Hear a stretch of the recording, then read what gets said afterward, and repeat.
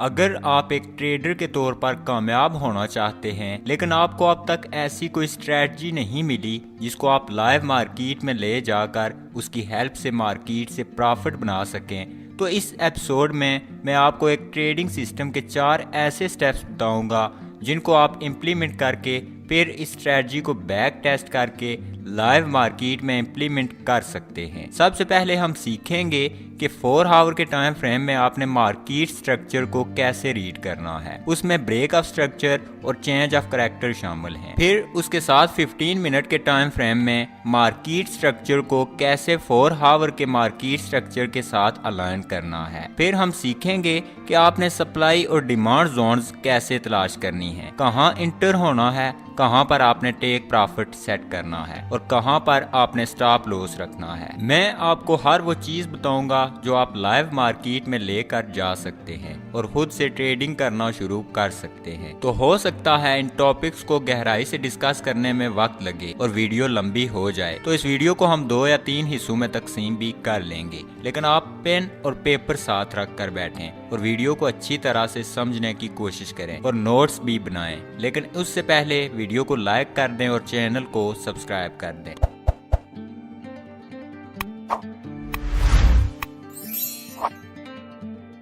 तो शुरू करते हैं फिर। और पहली चीज जो हमने करनी है वो 4 आवर के टाइम फ्रेम में ट्रेंड की मार्किंग करनी है। मार्क करने से हमें ये समझ आएगी कि प्राइस एक्शन के लिहाज से हम इस वक्त कहां पर हैं। इससे हमें इस डायरेक्शन के बारे में पता चलेगा जिसमें हमने ट्रेड करनी है। तो ये बहुत ही आसान है। हमने यहाँ पर ट्रेंड को मार्क आउट करने से शुरुआत की है। अगर आपको समझ नहीं आई कि मैंने इसे मार्क क्यों किया है तो गौर करें। यहाँ पर हमारे पास एक हाई बना है, उसके बाद ये पुल बैक का सबसे लोएस्ट पॉइंट है जिसको हमने लो के तौर पर लेना है। फिर हमारे पास ये सारा इंटरनल स्ट्रक्चर है, जिसके बाद प्राइस ने अप साइड की तरफ इस स्ट्रक्चर को ब्रेक किया है। इस तरह ये जो हमारे पास एक प्रीवियस हाई थी इसको मार्केट ले उड़ी। फिर इस अप साइड में इस सारे स्ट्रक्चर को ब्रेक करने के बाद दोबारा एक पुल बैक आया। तो यहाँ पर आप देख सकते हैं कि दोबारा मार्केट ने इस हाई से पुल बैक किया और एक नया लोएस्ट पॉइंट बनाया। तो इस तरह ये हमारे पास एक नई स्विंग लो बन गई। पहले मार्केट ने ऊपर की तरफ अपनी हरकत को जारी रखा, जिसकी वजह से हमें ब्रेक ऑफ स्ट्रक्चर देखने को मिला, जो कि अगर आप गौर करें तो अप ट्रेंड में एक कंटिन्यूएशन थी। इसका मतलब है कि हम बुलिश हैं, इसलिए हम तो कर सकते हैं कि मार्केट ने ये जो नया हाई बनाया है इसको तोड़ेगी और एक नया हाई बनाएगी, जबकि लोज अपनी जगह बरकरार रहेंगी। तो अब अप साइड ब्रेक होने के बाद क्या हमें पुल बैक देखने को मिला? बिल्कुल मिला। और कहां पर है ये पुल बैक? यहाँ पर, क्योंकि यहाँ पर हमारे पास एक हाईएस्ट पॉइंट है, जिसके बाद ये पुल बैक वाज़े नजर आ रहा है।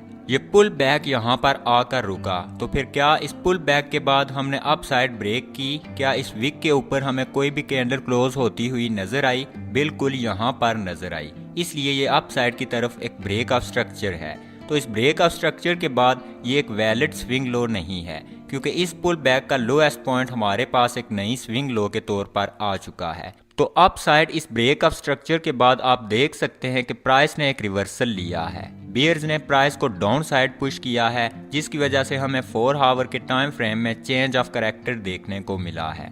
इस चेंज ऑफ करैक्टर के बाद हमें एक कॉन्फिडेंस मिला है कि हो सकता है प्राइस यहाँ से रिवर्सल ले। अब यहाँ पर देखें कि आया मार्केट ने इस चेंज ऑफ करैक्टर को रिस्पेक्ट दी है।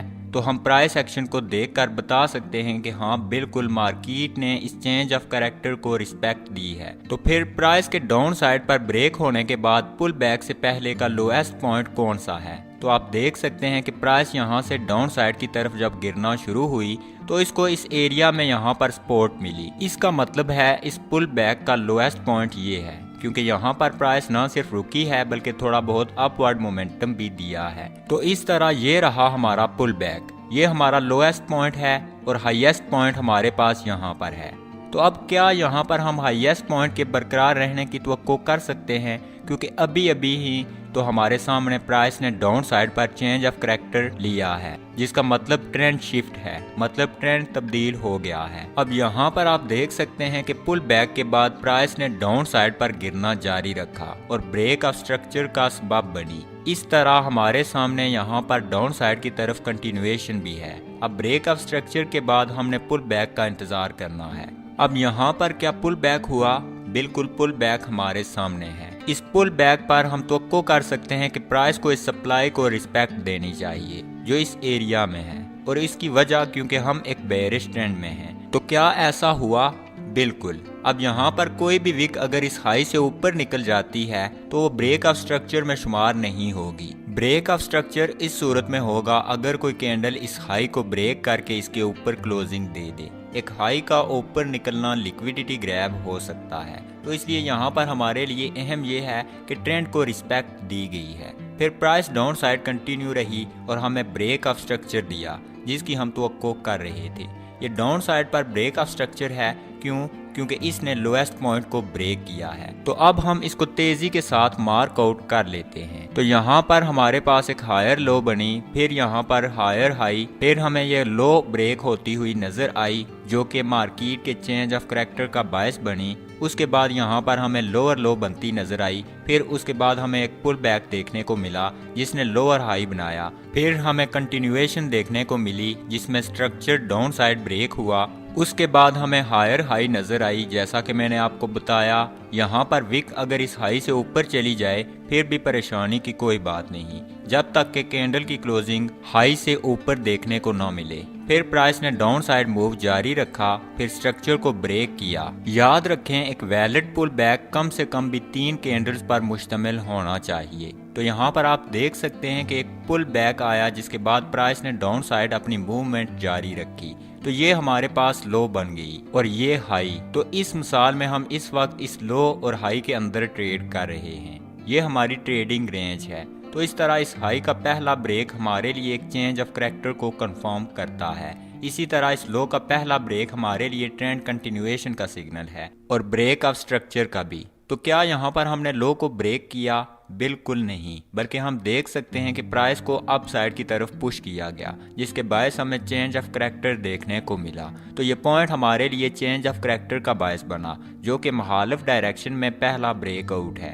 अब लो जिसके अंदर हम ट्रेड कर रहे हैं वो ये है, ये हमारे लिए लो है। तो अब चूंकि हम अप साइड की तरफ जा चुके हैं तो हम तवक्को करते हैं कि ये लो कायम रहेगी। इम्कान यही है कि प्राइस इस लो से नीचे नहीं जाएगी। तो चेंज ऑफ करैक्टर के बाद क्या हुआ?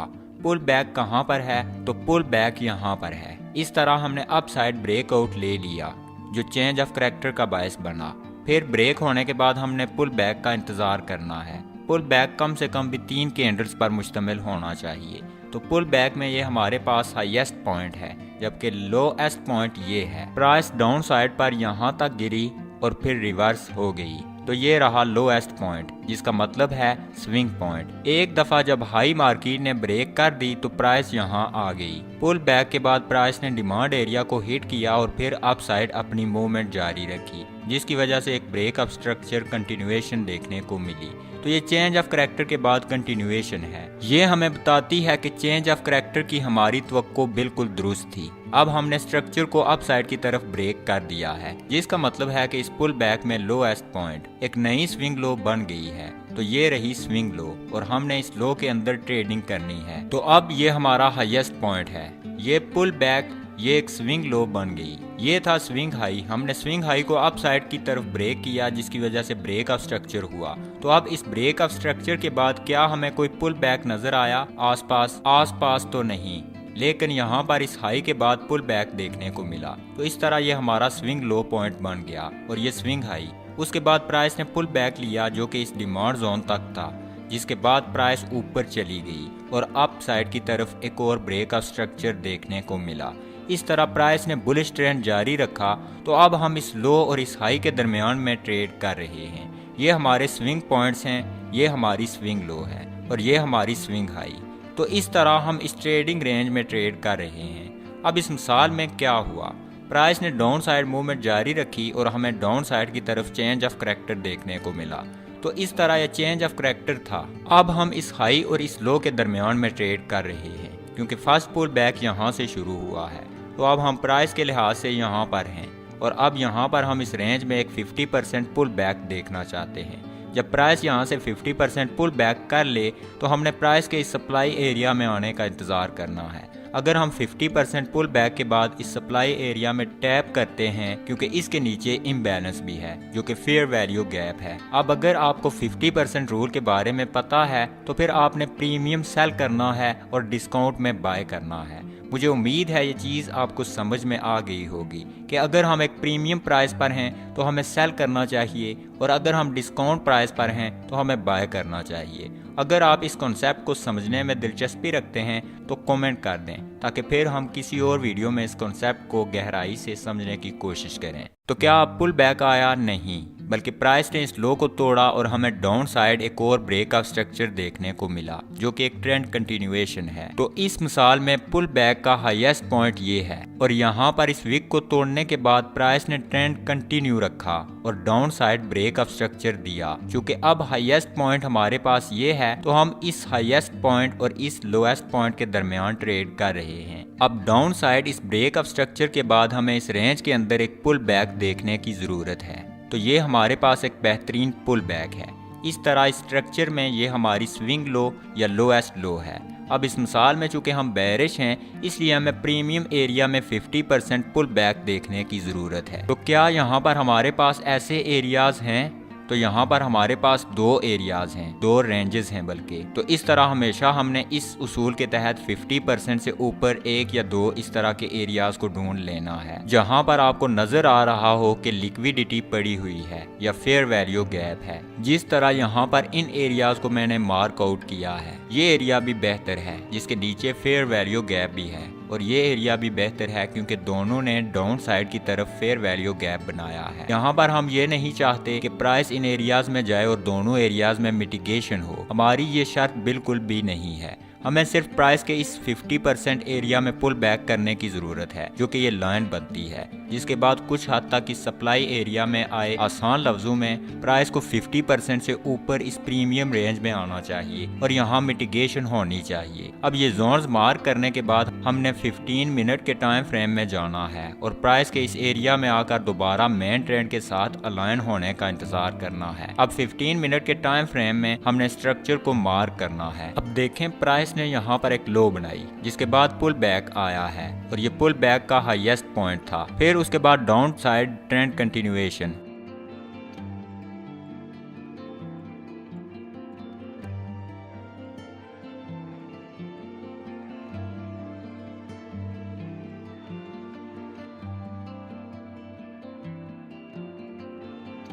फिर उसके बाद हमने इस हाई को ब्रेक किया और ब्रेक करने के बाद एक पुल बैक आया,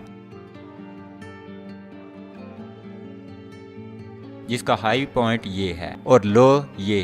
फिर इस पुल बैक के बाद प्राइस ने ऊपर की तरफ अपनी मूवमेंट जारी रखी। तो इस तरह अब हमारी ट्रेडिंग रेंज इस हाई और इस लो के दरमियान है। अब अगर आप इस 15 मिनट के टाइम फ्रेम की 4 आवर के टाइम फ्रेम के साथ रीअलाइनमेंट देखना चाहते हैं, तो ये लो ब्रेक होना जरूरी है। अगर ये लो ब्रेक हो जाती है, तब हम 15 मिनट के टाइम फ्रेम में एंट्री लेने के बारे में सोच सकते हैं, ये जहन में रखते हुए कि मार्केट 4 आवर के टाइम फ्रेम की लो को भी ब्रेक करेगी। तो अब प्राइस कहाँ पर है? प्राइस 50% से ऊपर है, यानी प्रीमियम में है। तो यहाँ पर ये लो ब्रेक हुई है।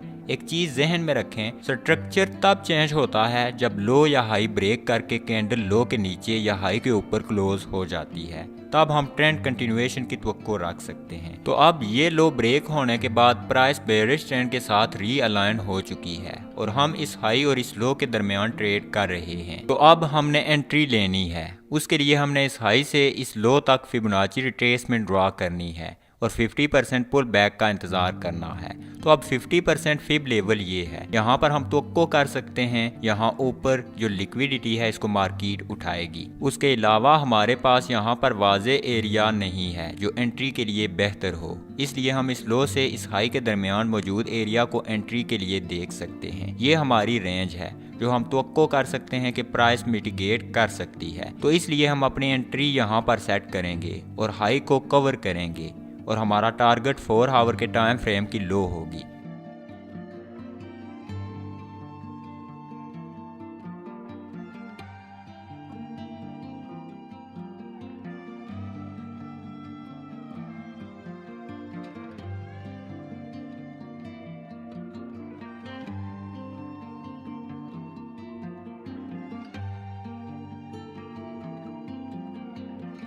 जो कि यहाँ पर है। अब यहाँ पर अगर हमारी ये ट्रेड नाकाम हो जाती है तो हम इससे ऊपर एंट्री लेंगे। हम यहाँ पर ऐसा करेंगे, अगर प्राइस बगैर किसी रुकावट के यहाँ तक आ जाती है तो हम मुकम्मल तौर पर इन हाइज को कवर कर लेंगे। तो अगर प्राइस इस एरिया को ब्रेक कर देती है तो हमारी अगली एंट्री यहाँ पर होगी और इन हाइज को हम कवर कर लेंगे और टारगेट हम 4 आवर के टाइम फ्रेम की लो पर रख लेंगे। अब ये आप पर है कि आपका अकाउंट कैसा है, आपने कितने % रिस्क करना है और ट्रेड को कैसे मैनेज करना है। अब प्राइस हमारे पहले एंट्री लेवल तक गई और रिवर्स हो गई। यहाँ पर स्ट्रक्चर को डाउन साइड पर ब्रेक किया और एक नई लो बनाई, इसलिए अब हमारी ट्रेडिंग रेंज इस लो से इस हाई के दरमियान है। हम अपना स्टॉप लॉस ब्रेक इवन पर सेट कर सकते हैं ताकि ट्रेड बिल्कुल रिस्क फ्री हो जाए। उसके अलावा हमारी दूसरी एंट्री अब अनवैलिड है, इसलिए इसे हम कैंसिल कर देते हैं। प्राइस ने यहाँ से पुल बैक किया और पुल बैक के बाद डाउन साइड मूवमेंट जारी रखी और इस तरह यहाँ पर हमारा टेक प्रॉफिट टारगेट हिट हो गया। उसके अलावा 4 आवर के टाइम फ्रेम में दोबारा डाउन साइड पर स्ट्रक्चर ब्रेक हो गया।